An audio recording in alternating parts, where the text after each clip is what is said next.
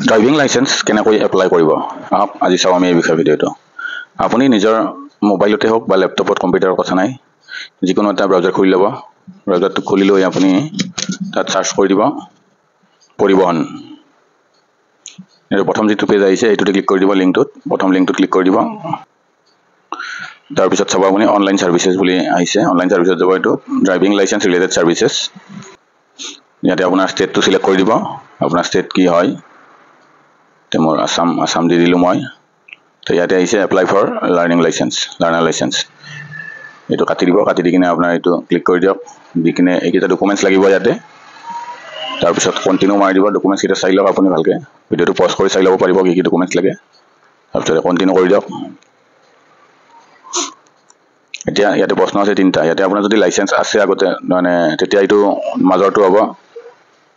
যদি লাৰ্নাৰ আছে লাষ্টটো হ'ব যদি একোই নাই আপোনাৰ নতুন ফ্ৰেছ এপ্লাই কৰিব তেতিয়া হলে আপোনাৰ ফাৰ্স্ট অপশনটো হ'ব তাৰ পিছত জেনাৰেল সাবমিট কৰি দিয়ক এতিয়া আপোনাৰ এটো সাবমিট বাই আধাৰ অথেন্টিকেশন মানে আধাৰে সাবমিট কৰি দিয়ক এটো আপোনাৰ আধাৰ কাৰ্ডৰ লগত লিংক হৈ যাব অটোমেটিক লাইসেন্সখন তো আধাৰ নম্বৰটো ইয়াতে টাইপ কৰি দিয়ক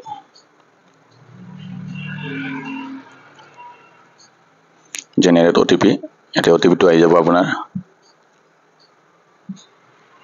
ইয়াতে ওটিপিটো পুট কৰি দিয়ক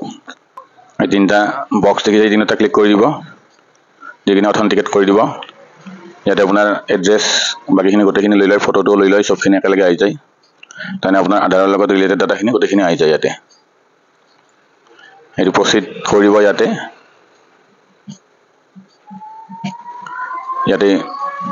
নেম ফাদাৰ্স নেম এটা আৰটিও অফিস আপনি সিলেক্ট কৰি লওক লগিন পিন কোডটো দিব নালাগে এটো নেম ফাদাৰ্স নেম চাই লব গোটেইখিনি ঠিকে আছে প্লেস অফ বাৰ্থটো দি দিব পাৰে নিদিলেও নাই এটো কম্পালসৰি নহয় যে কান্ট্ৰি অফ বাৰ্থ ইন্ডিয়া আছে ই ব্লাড গ্ৰুপটো আপুনি জানিলে দি দিব নেজানিলেও নাই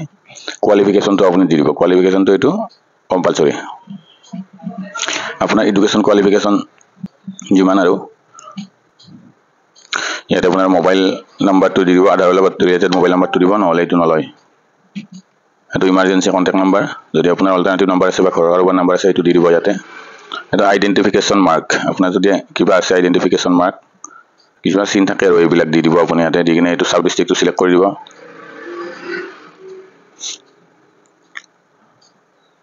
আৰ ভিলেজ টাউন পৰিলে টাউন ভিলেজ হলে ভিলেজটো সিলেক্ট কৰি দিয়ক সিলেক্ট কৰি ভিলেজৰ নামটো দি দিব গাঁও ইয়াতে কিমান বছৰ ধৰি আছে আপুনি এইটো এড্ৰেছত এইটো দিছে ইয়াতে আপুনি দি দিব ইয়াতে কিমান বছৰ ধৰি আছে আপুনি তাতে তে নেক্সট স্টেপ আই গল আপোনাৰ আপুনি লাইসেন্সখন 2 হুইলাৰ বনাব নে 3 হুইলাৰ নে কমাৰ্শিয়াল নে এলএমবি নে এইচএমবি মানে হেভি মোটৰ ভেহিকল আপুনি যি মানে কৰিব খোজে ইয়াতে ল'ব পাৰে মানে ই ৰিক্সাৰো পাৰে লাইসেন্সখন বনাব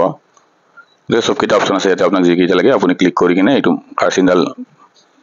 ক্লিক কৰি দিব তেতিয়া এইটো পিছে আহি যাব আপুনি মানে সেই দুটা ক্যাটাগৰীত এপ্লাই কৰিছে মই তো এলএমবি আৰু তো এমসি কৰিছো ড্ৰাইভিং স্কুলৰ যদি আপোনাৰ আছে এটো লৈ লব না নাথাকিলে নাই সেলফ ডিক্লাৰেশনটো দি দিব এটো কম্পালসৰি হয় এটো লাগিবই আপোনাৰ তাৰ কেইটামান প্ৰশ্ন উঠে আপোনাৰ ফিজিবিলিটিৰ কিবা প্ৰবলেম আছে নে কিবা এনেকুৱা আৰু আছে কেইটামান প্ৰশ্ন এটা সো হোৱা নাই ইয়াতে ঠিক আপুনি এটা দি দিব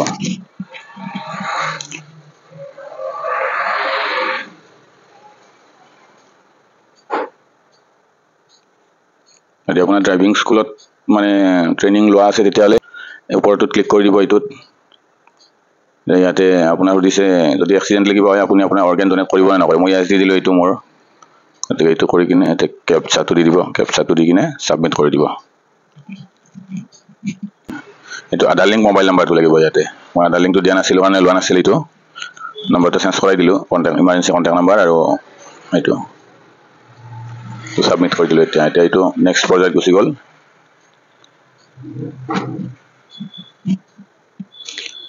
এইটো আপুনি এটা প্ৰিন্ট আউট ৰাখি দিব এইখন এইটো আপোনাৰ একনলেজমেন্ট হয় এইখন গতিকে এইটো আপুনি ৰাখি দিব এইটো মানে ইয়াতে আপোনাৰ এপ্লিকেশন নাম্বাৰটো আছে তো নেক্সট কৰি দিলে আপোনাৰ application number date of birth আহি যায় এটা ক্যাপচাটো মাৰি কিনে সাবমিট কৰি দিয়ক ইয়াতে আপোনাৰ স্টেপ এইকিটা পাঁচটা স্টেপ কমপ্লিট হ'ব লাগিব এই পাঁচটা step upload photo and signature এইটো প্ৰসিড কৰি দিলো আৰু সিগনেচাৰটো আপলোড দিব লাগিব এইটো সিগনেচাৰটো আপলোড দিলে নহব এইটো সিগনেচাৰ আপলোড ফটোটো আপোনাৰ আধাৰ কাৰ্ডৰ দৰে লৈ লয় আধাৰ কাৰ্ডত যেনেকুৱাকৈ আছে সেইটো ফটো লৈ ল'ব কিন্তু সিগনেচাৰটো মেনুৱেলি এইটো দিব লাগে আৰু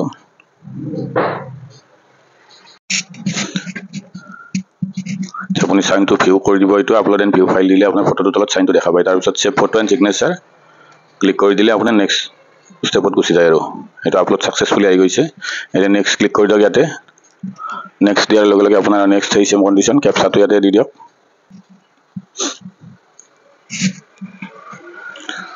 ক্যাপচাটো নেক্সট দিয়াৰ লগে লগে ইয়াতে আপোনাৰ 2 নম্বৰ ষ্টেপটো হৈ গ'ল এতিয়া ফিস পেমেন্টটো আহি গ'ল ফিস পেমেন্টত প্ৰসিড ক্লিক কৰি দিয়ক ক্লিক কৰি দিয়াৰ লগে লগে আপোনাৰ এপ্লিকেশন নম্বৰটো পৰাইছে ডেট অফ বাৰ্থটো আহিছে এটা সাইডত এপ্লিকেন্ট নেম আৰটিও এইবিলাক সব আহি গৈছে অটোমেটিক্যালি আহি যায় ক্যালকুলেট ফিসটো আহি দিয়ে ক্লিক কৰি দিলে ইয়াতে আপোনাৰ কিমান হয় 850 টকা মানে এলএমবি আৰু এমসি ৰ কাৰণে অনলি 850 তাতে আপোনাৰ কিবা কিবি চাৰ্জ আছে আৰু এনে 150 300 টকা লয় কিন্তু বাকি সব গোটেইখিনি মিলি 850 টকা ইয়াতে আপুনি বেংক গেটৱেটো সিলেক্ট কৰি দিয়ক কি দিব তাৰ পিছত আপোনাৰ এইটো নালাগে এইটো ক্যাপচাটো ক্লিক কৰি দিয়ক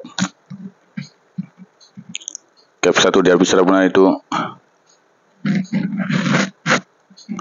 সব ক্লিক কৰি পে নাও কৰি দিয়ক পে নাও কৰাৰ পিছত এইটো প্ৰসিড ফৰ পেমেন্ট তো পেমেন্ট অপশন আহি যাব automatically payment অপশনটো generally as usual থাকে গোটেই সকলোৰে একে অনলাইন পেমেন্ট সিস্টেমটো তথাপিও বাট চাই লওক আপোনালোকে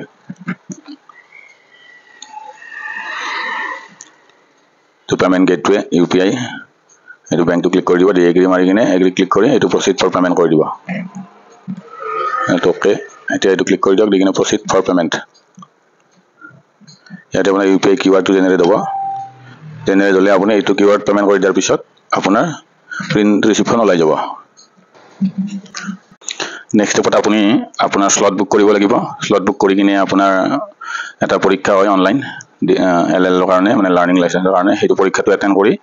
হেতু ক্লিয়াৰ হোৱাৰ পিছত আপোনাৰ লাৰ্নিং লাইসেন্সখন ওলাই যাব হেতু ভিডিও দিম মই নেক্সট স্টেপত আপোনালোকক দিম সো